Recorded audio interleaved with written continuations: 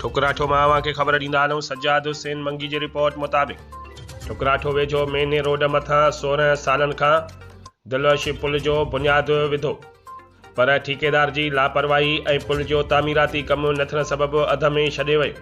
केतिरियूं इंसानी जानियूं ज़ाया थी वयूं, हज़ारे माण्हुनि जो अचु वञु अज़ाब बणिजी वियो। फौरी तौर पुल खे तमीर कराइण जो मुतालबो।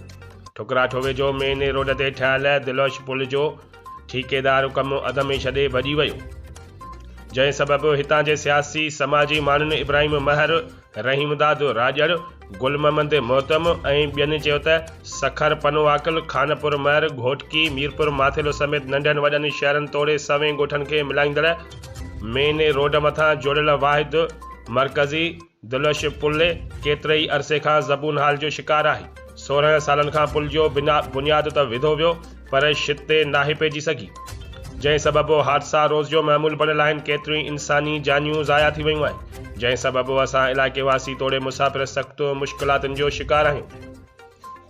उन्हनि आला अख़्तियारनि खां मुतालबो कंदे घुर कई त ख़तरनाक ऐं मुसाफ़िरनि तोड़े इंसानी जानुनि लाइ मौत जो सामान बणियल पुल खे फौरी तौर ते तामीर करे इंसानी ज़िंदगियूं हादसनि खां बचायूं वञनि, न त ॿी सूरत में सख़्त एहतिजाज कयो वेंदो।